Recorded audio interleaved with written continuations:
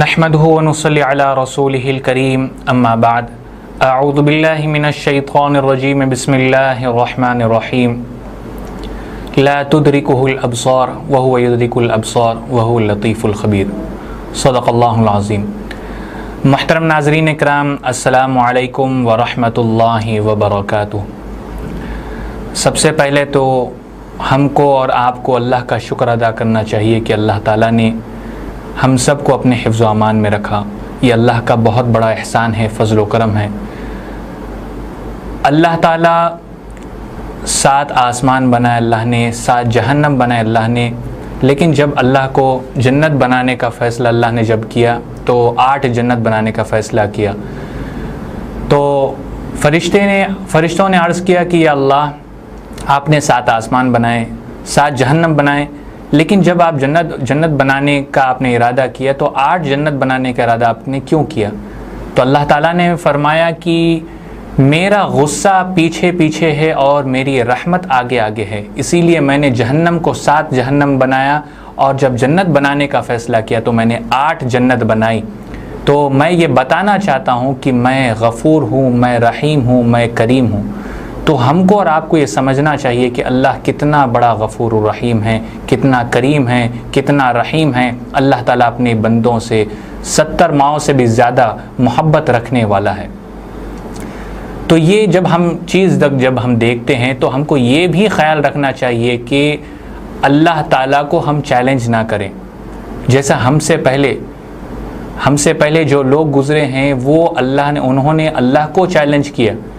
مثال، بہت بڑی مثال دنیا کے سامنے، حضرت نوح علیہ السلام کی قوم نے اللہ کو چیلنج کیا اور اللہ سے کہا، حضرت نوح علیہ السلام سے کہا کہ اپنے اللہ سے کہو بھیجے اپنا عذاب، تمہارا اللہ عذاب بھیجے گا، ہم اس عذاب کو برداشت کرنے کے لیے ہم تیار ہیں، اس عذاب کا مقابلہ کرنے کے لیے ہم تیار ہیں، اپنے اللہ سے کہو کہ عذاب بھیجے۔ اللہ کو ان لوگوں نے چیلنج کیا، اور پھر جب اللہ کا عذاب آیا تو بہت دردناک ان کی موت ہوئی، پانی میں ڈوب کر موت ہوئی۔ قرآن میں سارا واقعہ لکھا ہوا ہے۔ آج ہم اور آپ یہی چیلنج کر رہے ہیں اللہ کو۔ آج ہم اور آپ ہر روز صبح شام اٹھتے بیٹھتے جاگتے سوتے ہر وقت ہم اللہ کو چیلنج کر رہے ہیں، اللہ تعالیٰ کو ہم چیلنج کر رہے ہیں۔ جیسا کہ میں آپ کو ایک مثال بتاتا ہوں، میں مثال دیتا ہوں آپ کو کہ غصہ ہر کسی کی فطرت میں ہوتا ہے۔ جیسا مجھے بھی غصہ آتا ہے، آپ کو بھی غصہ آتا ہے۔ غصہ ایسی چیز ہے، غصے کو اللہ تعالیٰ نے بچوں کی فطرت میں بھی اللہ نے غصے کو رکھا ہے۔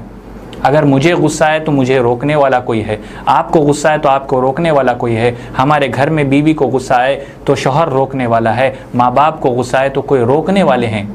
تو غصہ جب ہم کو آتا ہے تو کوئی نہ کوئی ہمارا ہاتھ پکڑنے والا، ہم کو سمجھانے والا، ہم کو روکنے والا ہوتا ہے۔ لیکن ہم نے اور آپ نے کبھی یہ غور کیا کہ اللہ تعالیٰ کو بھی غصہ آتا ہے، اللہ کو بھی غصہ آتا ہے، اور اللہ کو جب غصہ آتا ہے تو اللہ کو کوئی روکنے والا ہے؟ یہ سوچئے، آپ سوچئے، ذرا سمجھیے کہ جب اللہ تعالیٰ کو غصہ آئے گا، کس کو؟ جس نے ساری کائنات کو بنایا، جس نے جنت کو بنایا، جس نے جہنم کو بنایا، جس نے 18,000 مخلوقوں کو پیدا کیا، جو 18,000 مخلوقوں کا خالق ہے، اس اللہ کو جب غصہ آتا ہے تو کون اس کو روکے گا؟ اور اللہ تعالیٰ بول رہے ہیں، یہ خود بول رہے ہیں کہ اللہ تعالیٰ مجھے غصہ آتا ہے۔ اللہ تعالیٰ قرآن میں ارشاد فرما رہے ہیں، پارہ نمبر 20 اور صفحہ نمبر بھی 20، آخری صفحے میں جب آپ جائیں گے تو 2-3 لائن کے بعد ایک آیت ہے، اس میں اللہ تعالیٰ فرما رہے ہیں، فَمِنْهُمْ مَنْ أَرْسَلْنَا عَلَيْهِ حَاصِبًا وَمِنْهُمْ مَنْ أَخَذَتْهُ الصَّيْحَةُ وَمِنْهُمْ مَنْ خَسَفْنَا بِهِ الْأَرْضَ وَمِنْهُمْ مَنْ أَغْرَقْنَا۔ اللہ تعالیٰ فرما رہے ہیں کہ اے میرے بندے، ہوش میں رہنا، اگر مجھے غصہ آئے گا تو فَمِنْهُمْ مَنْ أَرْسَلْنَا عَلَيْهِ حَاصِبًا، میں آسمانوں سے پتھر برساؤں گا، آسمانوں سے پتھر برساؤں گا۔ وَمِنْهُمْ مَنْ أَخَذَتْهُ الصَّيْحَةُ، اے میرے بندے سنبھل کے رہنا، اگر مجھے غصہ آیا تو میں آسمانوں سے آگ برساؤں گا۔ اللہ پہلے فرما رہے ہیں فَمِنْهُمْ مَنْ أَرْسَلْنَا عَلَيْهِ حَاصِبًا، میں آسمانوں سے پتھر برساؤں گا۔ وَمِنْهُمْ مَنْ أَخَذَتْهُ الصَّيْحَةُ، میں آسمان سے آگ برساؤں گا۔ پھر اللہ تعالیٰ آگے فرما رہے ہیں وَمِنْهُمْ مَنْ خَسَفْنَا بِهِ الْأَرْضَ، اگر مجھے غصہ آیا، میرے بندے اگر مجھے غصہ آیا تو میں زمین کو پھاڑ دوں گا، اور تجھے زمین میں دھسا دوں گا، جسے ہم بھوکمپ اور زلزلہ بھی کہتے ہیں۔ دنیا نے دیکھا ہے نا، یہ دنیا میں بہت ساری جگہوں پر زلزلہ آیا، بھوکمپ آیا، جھٹکے آئے، زمین پھٹی، عمارتیں، بڑی بڑی عمارتیں زمین میں دھس گئی اور زمین اوپر سے لیول ہو گئی۔ یہ ہم نے اور آپ نے دنیا میں ہم نے دیکھا ہے نا، یہ ساری دنیا اس چیز سے واقف ہے۔ جب بھوکمپ آتا ہے، جب زمین دہل جاتی ہے، جب زمین پھٹتی ہے تو اپنے اندر ساری چیزوں کو لے لیتی ہے۔ اللہ تعالیٰ فرما رہے ہیں فَمِنْهُمْ مَنْ أَخَذَتْهُ الصَّيْحَةُ وَمِنْهُمْ مَنْ خَسَفْنَا بِالْأَرْضِ، اور آخر میں اللہ تعالیٰ فرما رہے ہیں وَمِنْهُمْ مَنْ أَغْرَقْنَا، اے میرے بندے اگر مجھے غصہ آئے گا تو میں آسمانوں سے پانی برساؤں گا، پہاڑوں سے پانی نکالوں گا، سمندروں سے پانی بہاؤں گا، تالابوں سے، ندیوں سے، دریاؤں سے میں پانی بہاؤں گا، زمین سے میں پانی نکالوں گا، ہر جگہ سے میں پانی نکالوں گا اور اسی پانی میں تجھے ڈبا کر مار دوں گا۔ میں تیری وہ حالت کر دوں گا کہ تجھے دفنانے کے لیے تیرا جسم تو تیرے گھر والوں کو تک نہیں ملے گا، نہ کفن ملے گا، نہ دفن ہونے کے لیے تجھے زمین ملے گی، میں ایسا حال کر دوں گا۔ یہ بھی ہم نے دیکھا جب طوفان آیا ہمارے ہندوستان میں یا اور دوسرے ملکوں میں، ہم نے یہ بھی دیکھا ہے کہ لاشیں بہہ گئی، 15 دن ہو گئے، 20 دن ہو گئے، لیکن کسی کو لاش نہیں ملی۔ یہ قرآن کہہ رہا ہے، یہ اللہ کہہ رہا ہے کہ اگر مجھے غصہ آیا وَمِنْهُمْ مَنْ أَغْرَقْنَا، میں تجھے ڈبا دوں گا اور ایسی تیری حالت کر دوں گا کہ تیرے ماں باپ، تیرے جاننے والے تک تجھے پہچان نہیں پائیں گے۔ تو یہ اللہ تعالیٰ کا غصہ ہے۔ فَمِنْهُمْ مَنْ أَرْسَلْنَا عَلَيْهِ حَاصِبًا وَمِنْهُمْ مَنْ أَخَذَتْهُ الصَّيْحَةُ وَمِنْهُمْ مَنْ خَسَفْنَا بِهِ الْأَرْضَ وَمِنْهُمْ مَنْ أَغْرَقْنَا۔ اللہ سے دعا کریے کہ اللہ تعالیٰ ہم سب کی حفاظت فرمائے۔ جو اللہ تعالیٰ آسمانوں سے پتھر برسا رہے ہیں، اللہ اس کی حفاظت فرمائے۔ پچھلی قوموں پر یہ عذاب نازل ہوا ہے، اللہ نے ابھی ہم پر تو کوئی ایسا عذاب نازل نہیں کیا، لیکن اگر اللہ کو غصہ آ جائے، اب وہی بات آتی ہے، اگر اللہ کو غصہ آئے تو کون اللہ کا ہاتھ پکڑنے والا ہے؟ اگر اللہ اپنا عذاب بھیجنے کا ارادہ کر لے تو کیا میں یا پھر آپ اللہ کو جا کے روکیں گے؟ اللہ کو بولیں گے کہ اللہ اپنا عذاب مت بھیجیے؟ ہے کسی میں ہمت؟ ہے کسی انسان میں ہمت؟ ہے کسی نبی میں اتنی ہمت؟ کسی میں نہیں ہے۔ لیکن اللہ تعالیٰ، اللہ کے نبی صلی اللہ علیہ وسلم فرما رہے ہیں کہ ایک مرتبہ اللہ کے نبی صلی اللہ علیہ وسلم کسی مدینے میں ایک جگہ بیٹھے تھے تو حضرت حذیفہ اور حضرت عبداللہ بن مسعود رضی اللہ تعالیٰ عنہ، یہ دونوں صحابی آئے اور آ کر ہمارے نبی سے سوال کیا کہ اللہ کے نبی، اگر اللہ کو غصہ آ جائے تو پھر اللہ کے غصے کو کون روک سکتا ہے؟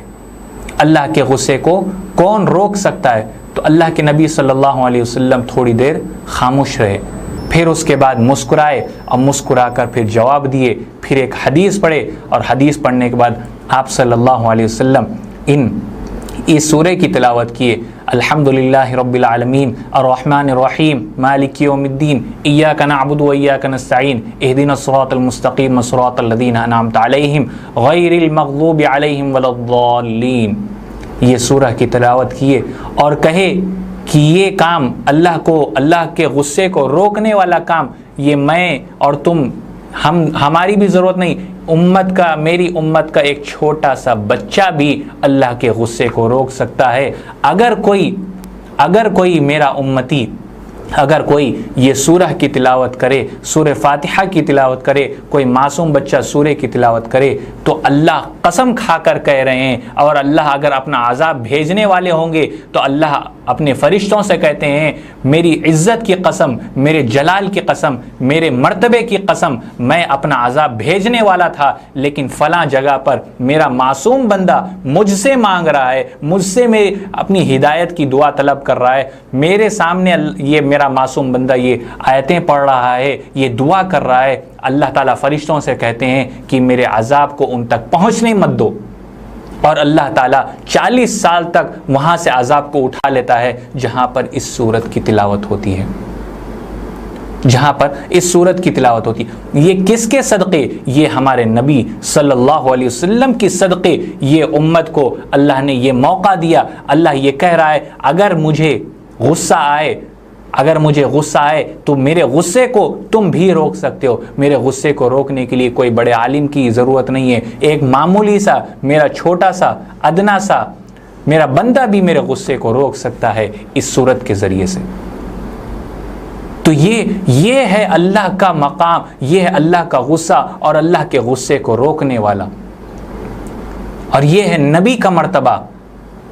ہمارے نبی صلی اللہ علیہ وسلم، ہم ان کی امتی ہیں، اور اللہ ہمارے نبی کو، ہمارے جو نبی ہیں، اللہ اس نبی سے اپنی بہت محبت رکھتا ہے۔ اس نبی کے صدقے، اس نبی کی محبت کی وجہ سے اللہ نے ہم کو یہ موقع عنایت کیا۔ اگر چاہتے تو اس سے پہلے جو قوم گزری ہے، حضرت موسیٰ علیہ السلام کی قوم، حضرت عیسیٰ علیہ السلام کی قوم، حضرت نوح علیہ السلام کی قوم، ہم نے اور آپ نے یہ کتابوں میں پڑھا ہے، علماء سے سنا ہے کہ ان کی امت پر کتنے عذاب آئے، ان کی امت پر کتنے عذاب آئے۔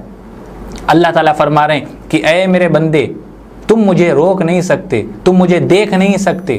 اگر کسی کو دیکھنا چاہے، اگر میں آپ کو دیکھنا چاہوں، آپ سے ملاقات کروں گا تو اور آپ کو میں دیکھ سکتا ہوں، لیکن اللہ تعالیٰ فرما رہے ہیں کہ ساری دنیا کی آنکھیں مل کر بھی مجھے نہیں دیکھ سکتی، اور میں جسے چاہوں اس کو دیکھ سکتا ہوں۔ اسی کو اللہ تعالیٰ 7ویں پارے میں فرما رہے ہیں، لا تدرکہ الابصار وہو یدرک الابصار وہو اللطیف الخبیر۔ میں جسے چاہے دیکھ سکتا ہوں، لیکن کوئی مجھے نہیں دیکھ سکتا۔ ساری دنیا کی آنکھیں اگر ایک جگہ جمع کر دی جائے تب بھی ہم قیامت تک اللہ کو نہیں دیکھ سکتے۔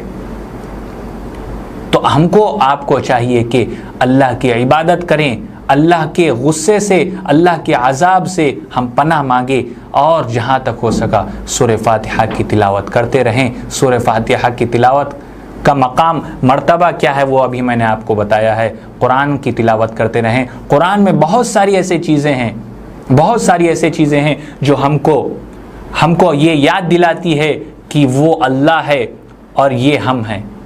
اس اللہ کے سامنے ہماری ایک نہیں چلنے والی، وہ اللہ کی قدرت کے سامنے ہم کچھ نہیں ہیں۔ یہ قرآن ہم کو بتاتا ہے، یہ قرآن ہم کو بتاتا ہے۔ جب ہم قرآن کو پڑھیں گے، صحیح ڈھنگ سے پڑھیں گے، اس کو سمجھنے کی کوشش کریں گے، تب ہم کو پتہ چلے گا ہم انسان ہیں، اور انسان کے پاس اتنی طاقت بھی نہیں ہے کہ خود اپنے آپ اپنے پیروں پر چل سکے، اٹھ کے بیٹھ سکے۔